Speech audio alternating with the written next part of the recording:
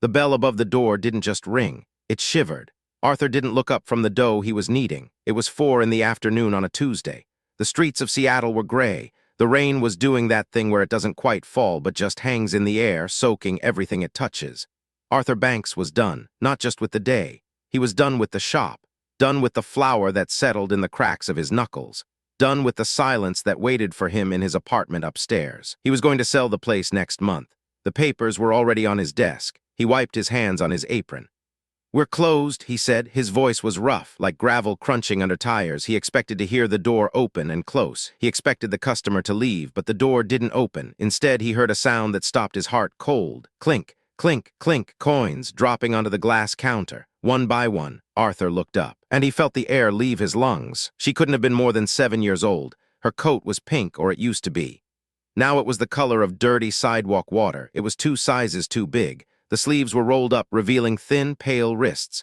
She wasn't wearing a hat. Her hair was wet, plastered to her forehead in dark tangles. But it was her eyes that got him. They weren't sad. They were determined. She reached into a pocket and pulled out another handful of pennies. Clink, clink. "I need the best one," she said. Her voice was small, but it didn't shake. "The softest one you have." Arthur looked at the pile of copper on the counter. It couldn't have been more than 40 cents. A loaf of his sourdough cost $6. "Listen, kid," Arthur started. He leaned forward. "I told you we're closed. You need to go home to your parents." The girl didn't move. She pushed the coins forward with a finger that had a bruised nail. "I can't go home without the bread," she said. "Why?" Arthur asked. He didn't want to ask. He wanted to lock the door and go upstairs and pour a drink, but he asked anyway. "Because the mailman said he can't deliver to heaven," she whispered. "So I have to bring it myself."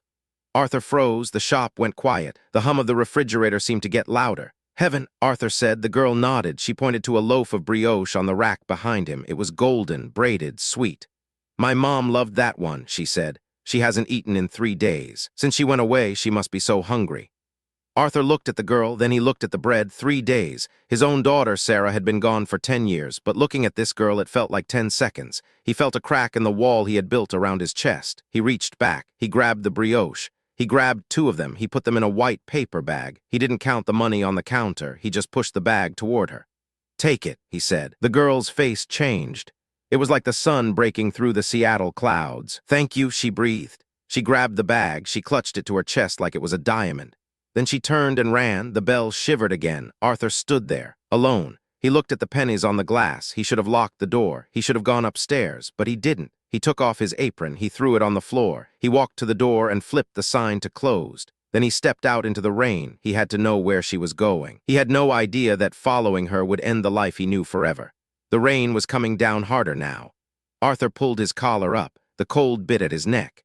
He saw the pink coat half a block ahead. She was moving fast. For a little girl with short legs, she was moving with a purpose that scared him.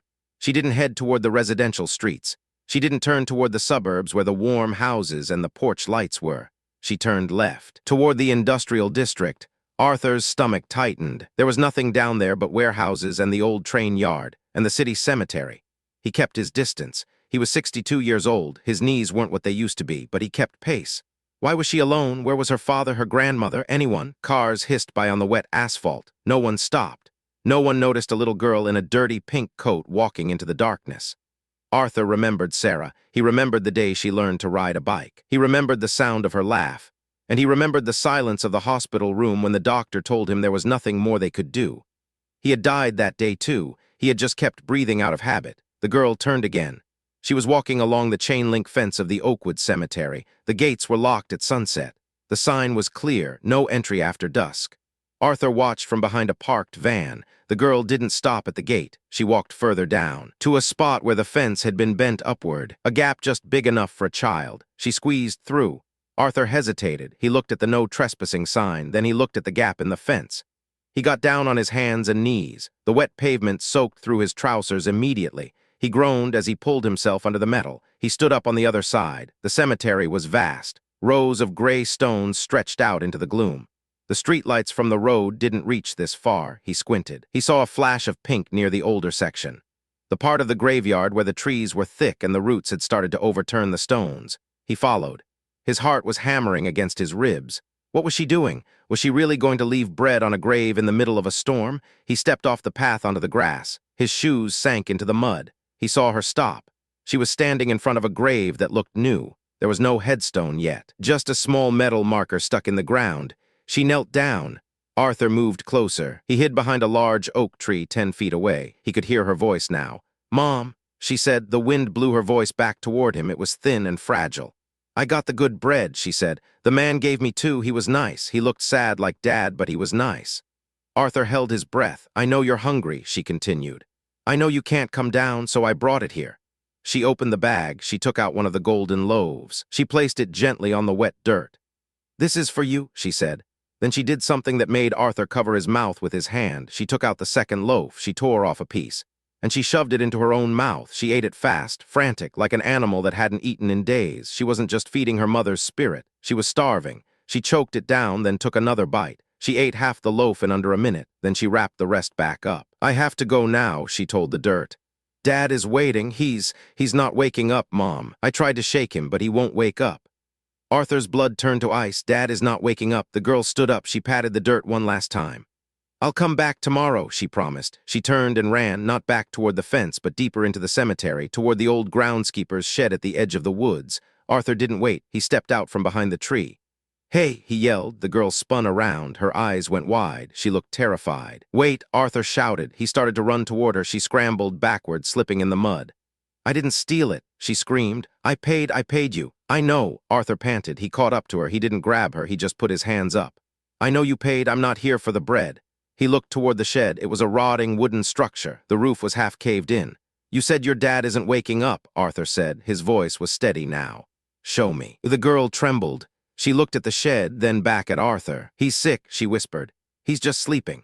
"Show me," Arthur repeated. "I can help." She hesitated, then she nodded. She led him to the shed. The door was hanging off one hinge. Arthur pulled his phone out of his pocket and turned on the flashlight. He shined the beam inside. The smell hit him first. Damp wood, mold, and something sharp. Sickness.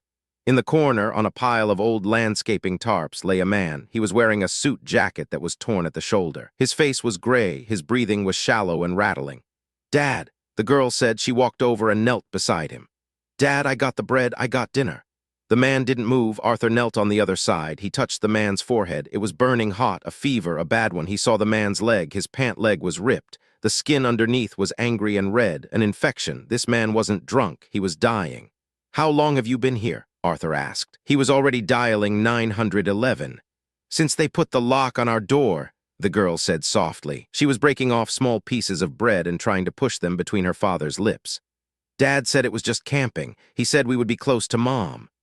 Arthur looked around the shed. There were empty water bottles, a few wrappers, and a drawing taped to the rotting wall, a drawing of a house with smoke coming out of the chimney. This child had been living in a graveyard for 3 days, watching her father die, and her only concern was making sure her mother in heaven got fresh bread. The operator answered. "I need an ambulance," Arthur said. "Oakwood Cemetery, the North Maintenance Shed now." "Sir, the cemetery is locked," the operator said. "Cut the lock," Arthur snarled. "Just get here." He hung up. He took off his heavy wool coat. He wrapped it around the girl. She was shivering so hard her teeth were clicking. "What's your name?" Arthur asked. "Lily," she said. "Okay." "Lily," Arthur said.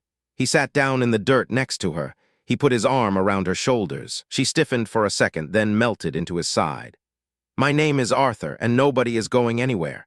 The sirens wailed in the distance, but the danger wasn't over, because Arthur knew what happened when the state got involved. He knew about foster care. He knew about systems that chewed people up. He looked at the man's feverish face. He looked at Lily, who was holding her father's hand with both of hers.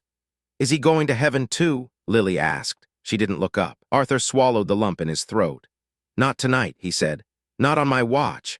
The ambulance lights cut through the dark, painting the gravestones in flashes of red and white. It took 4 months. 4 months of lawyers, 4 months of paperwork. 4 months of Arthur dipping into his retirement savings to pay for a motel room, then an apartment deposit. The father's name was David. He had been an accountant. Then the medical bills for his wife's cancer took the savings. Then the grief took his job. Then the eviction took the house. The infection in his leg almost killed him. Doctors said if he had spent one more night in that shed, the sepsis would have stopped his heart.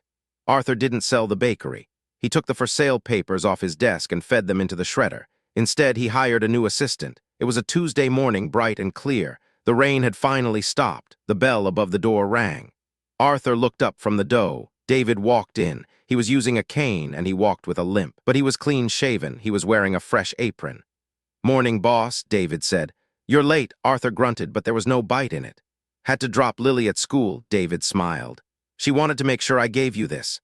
He handed Arthur a piece of paper. It was a drawing. It showed the bakery. In the window there were 3 stick figures, one tall one with a cane, one small one with a pink coat, and one older one with a baker's hat. Above them, in the sky, was a woman with wings. She was smiling, and in her hand she was holding a loaf of braided bread. Arthur stared at the drawing. He felt that familiar ache in his chest, the one for Sarah. It would never go away completely. He knew that now. Grief isn't something you fix, it's something you carry, but looking at that drawing, the weight felt a little lighter. "She said to tell you," David said, tying his apron strings, "that her mom says thanks." Arthur nodded. He couldn't speak. He turned back to the oven. The smell of yeast and sugar filled the air. It was the smell of life. "Tell her," Arthur said, clearing his throat, "that the bread is on the house, forever." He went back to kneading the dough, but for the first time in 10 years, he wasn't just making bread, he was making a future. If this story reminded you that hope can be found in the darkest places, please take a moment to subscribe. We share stories like this every week. Stories about real people, real struggles, and the kindness that saves us. Click that button, join us, because you never know when you might be the one who needs a loaf of bread, or the one who needs to give it.